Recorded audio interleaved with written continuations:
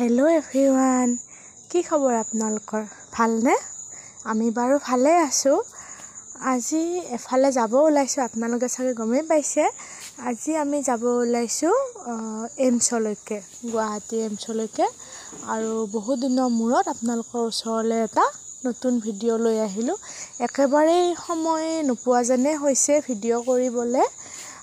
সেইটো কাৰণে অলপ দীঘলীয়া ডিউৰেশ্যনত ভিডিঅ'বিলাক দিবলগীয়া হৈছে। এতিয়া আমি গৈ আছোঁ। আব্বাৰ অলপ বেমাৰ, মোৰ অলপ কিবা কিবি অসুখ হৈছে। তাকে ভাবিছোঁ এইমছত যিহেতু বহুত বেটাৰ চিকিৎসা হয়, সেইকাৰণে ভাবিছোঁ দেখাই আহি পালোঁ আমি এইমছ। এতিয়া সোমাই লৈ কি হয় চাই লওঁ। কিন্তু ইমান ধুনীয়া বাউণ্ডেৰী, ইয়াতে সোমালেই যেন বেমাৰীৰ আধা বেমাৰ ভাল হৈ যায়। আচলতে মানুহৰ ফিজিকেলটো মেণ্টেলৰ লগত সদায় জড়িত নহয় জানো। যেতিয়া নেকি ফিজিকেলটো বেয়া হৈ থাকে, দুৰ্বল হৈ থাকে, মনটো এনেই বেয়া লাগি থাকে। কিন্তু ব্যৱহাৰ, ঠাই, অৱস্থা বিশেষে এতিয়া হস্পিটেলখন যিহেতু ইমান ধুনীয়া, গতিকে বেমাৰীটো এনেই ভাল লাগিব। অকণমান হ'লেও 10% হ'লেও অলপ মনটো ভাল লগা দেহাটো আৰাম পাব। এতিয়া লাইন পাতি আছোঁ মই। আজি যিহেতু সপ্তাহৰ ফাৰ্ষ্ট দিন, সোমবাৰ, গতিকে বহুত দীঘলীয়া লাইন পাতি ভাগৰি গৈছোঁ, আমনি লাগি গৈছেগৈ। ফাইনেলি আব্বাক ৱাৰ্ডত বহাই থৈ, আব্বা 52 নম্বৰত পৰিছে। এতিয়া 30 চলি আছে। ভাবিছোঁ মই ৰাতিপুৱাৰ পৰা যিহেতু বহুত লাইন পাতি হাহাকাৰ, আৰু দুপৰীয়া পাৰ হৈ গ'ল, ভাবিছোঁ গাড়ীলৈকে যাওঁ আৰু গাড়ীৰ পৰা কিবা কিবি বনাই আনিছোঁ টিফিনত, খাই আহোঁ।